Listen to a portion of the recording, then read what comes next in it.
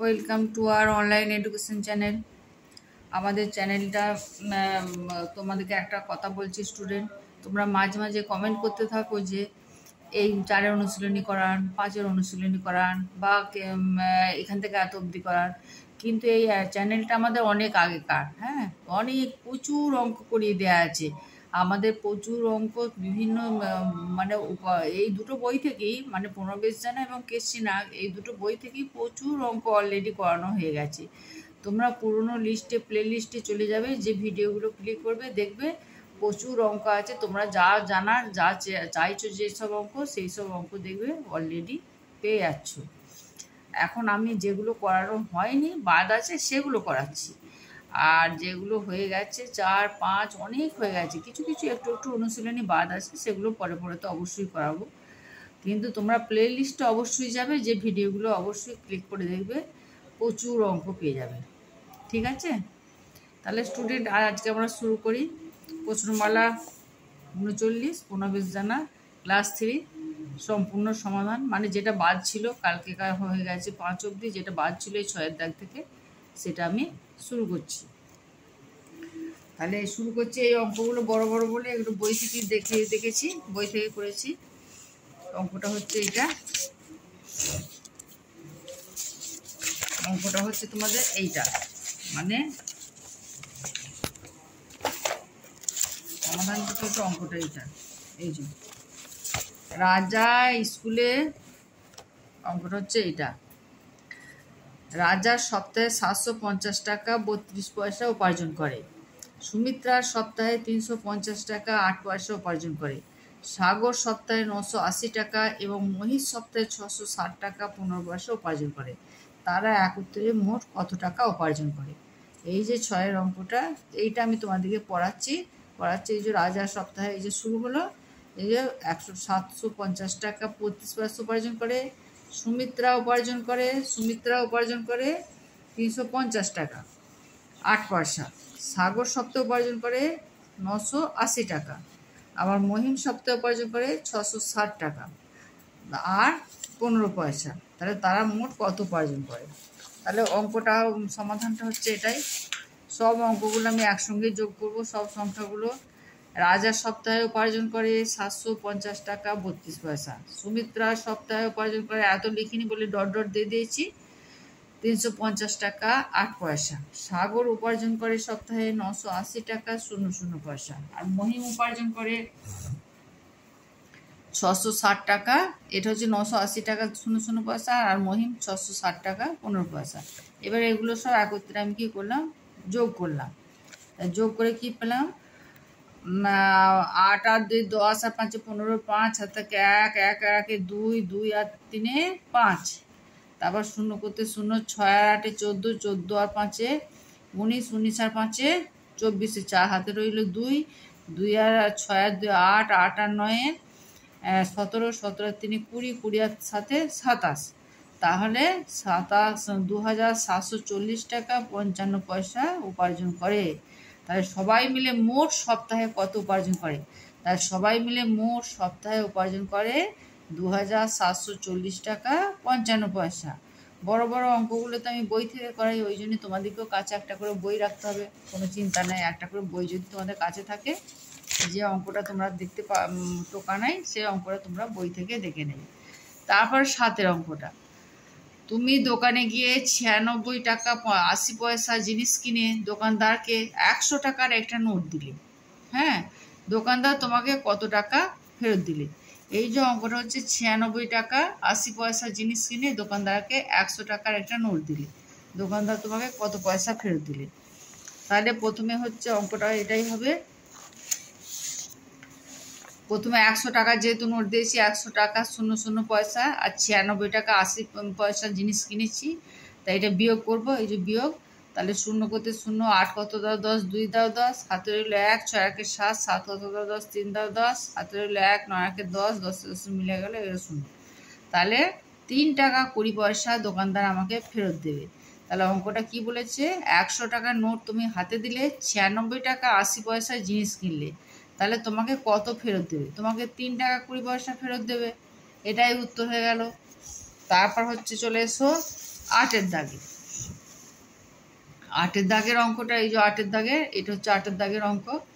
8-এর দাগের অঙ্কটা হচ্ছে, একটি ইঞ্জিন 3760 কিলোমিটার চলার পর 15 দিন প্রত্যহ সমান দূরত্ব চলে, মোট 10,000 কিলোমিটার গেল।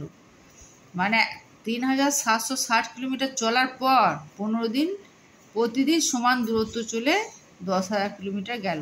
ইঞ্জিনটি প্রতিদিন কত দূর কিমি দৌড়াচ্ছে? তাহলে এটাই উত্তর হবে। প্রথমে 10,000 থেকে, যেহেতু চলার পর 3760 কিলোমিটার চলার পর প্রতিদিন 15 কিলোমিটার যেতে বলছে, তাহলে এইটা আগে বিয়োগ করে নিলাম। যে সংখ্যাটা এলো সেইটা 15 দিয়ে ভাগ করলাম, প্রতিদিন সমান চলবে বলে। তা 15 4 15 60, 2 নামলো 4, 15 1 15, 1 নাম 5 কত দাও 14, 9 দাও 14, হাতে 1 1 1 মিলে গেল, আবার 0 নামলো 6 15 90। তাহলে ইঞ্জিনটি প্রতিদিন 416 কিলোমিটার দৌড়াচ্ছে, প্রত্যহ 416 কিলোমিটার দৌড়াচ্ছে। তাহলে মোট হচ্ছে এতটা দৌড়ানোর পরে বলেছে 10 কিলোমিটার মোট গেছে। তাহলে 10 কিলোমিটার থেকে বাদ দিয়ে দিলাম, তারপর প্রতিদিন সমান দৌড়াচ্ছে। তাহলে যেটা বেরোলো সেইটা 15 দিন সমান দৌড়েছে। তাহলে 15 দিন সমান কত কিলোমিটার করে দৌড়েছে? 416 কিলোমিটার করে। এটাই উত্তর। তারপর চলে এসো, শূন্যস্থান পূরণ করো। 9-এর দাগে, 1 গ্রামের 10 গুণ ওজনকে বলে 1 ডেসিগ্রাম। গ্রামের পর যেহেতু ডেসিগ্রাম, ডেসিগ্রাম। একটি ঘরের জন্য একটি দরজা ও 2টি জানলা লাগে। 15টি ঘরের জন্য মোট কটি দরজা কটি জানলা লাগে? তাহলে একটা ঘরের যদি একটি দরজা লাগে, 15টা ঘরে 15টি দরজা লাগবে, আর 2টি করে জানলা হলে 30টি জানলা লাগবে। এটাই উত্তর। 1 হেক্টোমিটার সমান কত ডেসিমিটার? হেক্টোমিটার পর তুমি গুনে যাও, হেক্টোমিটার, ডেকামিটার, মিটার, ডেসিমিটার। তার মানে 1-এর গায়ে 3টি শূন্য, মানে 1000 ডেসিমিটার। ড্যাশ মৌলিক বা যৌগিক সংখ্যা কিছুই নয়। ড্যাশটা কি? 1 মৌলিক বা যৌগিক সংখ্যা কিছুই ধরা হয় না। 0 একটি জোড় সংখ্যা। 0 একটি কি সংখ্যা? জোড় সংখ্যা। তারপর চলে এসো এই অঙ্কটা। 7.27 মিটার লম্বা একটি বাঁশ থেকে 1.7 মিটার এবং 2.8 মিটার 1.7 মিটার এবং 2.8 মিটার লম্বা 2টি টুকরো কেটে নেওয়া হলো, কতটুকু বাঁশ পড়ে থাকবে? তাহলে অঙ্কটা কি বলেছে? বাঁশটা লম্বা হচ্ছে 7.27 মিটার, তার থেকে কত কাটা হয়েছে? 1.07 মিটার আর 2.8 মিটার। তাহলে বাঁশটার সমাধান হচ্ছে, প্রথমে ভাবতে হবে কতটা কেটে নেওয়া হলো। বাঁশটা কেটে নেওয়া হলো 1.7, 2.8। এর দুটো যোগ করা হলো, যোগ করে হলো 3.87 মিটার। এই যোগফল হলো 7 করতে 7, 8 করতে 8, আর 2 1 3, 3.87 মিটার। এবার মোট বাঁশটার লম্বা বলেছিল 7.87 মিটার। এটা থেকে 3.87 বিয়োগ করলে হয়ে যাবে। এইটা থেকে 3.87 বিয়োগ করলে 0 করতে 0, 8 কত দাও 12, 4 দাও 12, হাতে রইল 1, 3 আর 1 4, 4 কত দাও 7, 3 দাও 7। তাহলে 3.40 মিটার বা 3.4 মিটার। এটাই উত্তর। তাহলে বাঁশটা কতটুকু বাদ পড়ে থাকবে? 3.4 মিটার পড়ে থাকবে। তারপর চলে এসো নিচে সংখ্যাগুলি, প্রশ্নগুলি উত্তর দাও। প্রশ্নগুলো কি বলছে? সায়নের জন্ম তারিখ 14/4/2007 বলতে কি বোঝায়? তার মানে বোঝায় 2007 সালে এপ্রিল মাসে, জানুয়ারি ফেব্রুয়ারি মার্চ এপ্রিল 4 হচ্ছে এপ্রিল মাসে 14 তারিখে সায়ন জন্মেছিল। তারপর ক্ষয়েরটা হচ্ছে, কোনো মাসের 1 তারিখে সোমবার হলে নিচে কোন তারিখটি সোমবার হবে? 8 না 16 না 30 না 24? আমরা সবাই জানি 8 হবে। 1 তারিখ সোমবার হলে 8 তারিখ অবশ্যই সোমবার হবে। আচ্ছা, ইংরেজি বছরের পরপর কোন দুটি মাস 31 দিনের? জুলাই আর আগস্ট। এটা হচ্ছে পরপর দুটো মাস 31 দিনে। তারপর অনেক মাসই হয়, যেমন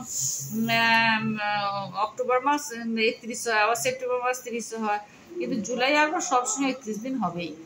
তারপর বলছে কি, একটি ঘড়ি এঁকে দেখা, ওই যে 11টা 15 মিনিট বাজবে এরকম একটি ঘড়ি এঁকে দেখা। এই যে ঘড়ি এঁকেছি, যদিও ঘড়িটা ব্যাকা হয়েছে, গোল হয়নি। তারপর আমি তোমাদেরকে বোঝানোর জন্য এটা এঁকেছি। এটা অবশ্যই বিশাল ব্যাকা হয়ে গেছে, এটা গোলাকার বৃত্তাকার হবে। তারপরে এই যে 12টা এই সংখ্যাগুলো রেখেছি, তাহলে 11টা 15 বাজে। তাহলে ঘড়ি ঘন্টা কাঁটাটা ছোট, 11টা, আর মিনিটে কাঁটাটা বড়, 3-এর ঘরে, 3 5 15, তাহলে 11টা 15 বাজছে। এই ঘড়ি এঁকে কাঁটাটা বুঝিয়ে দিয়েছি, এটাই উত্তর। তাহলে আজকে আমরা এই অবধি শেষ করলাম। আগামী দিনে আবার এরপরে অনুশীলনীটা ধরবো। তাহলে তোমরা সবাই স্টুডেন্ট তোমরা এগুলো দেখবে আর লাইক সাবস্ক্রাইব করবে। আর যে অঙ্কগুলো তোমাদের কোশ্চেনে জাগছে অবশ্যই কমেন্ট করে জানাবে। অনেকে জানিয়েওছো যে এই অঙ্কটা করান ম্যাডাম, এই অঙ্কটা করান, কিন্তু অলরেডি আমাদের প্লেলিস্ট অনেক দিনে প্রচুর অঙ্ক করানো আছে। সেই অঙ্কগুলো তোমরা প্লেলিস্টটা খুলে ভিডিওগুলো ক্লিক করে দেখতে পাবে। আমাদের প্রচুর অঙ্ক করা আছে, সেই অঙ্কগুলো দেখতে থাকবে। তাহলে আজ এখানেই রাখি, কাল আবার আসবো ফিরে। Thank you.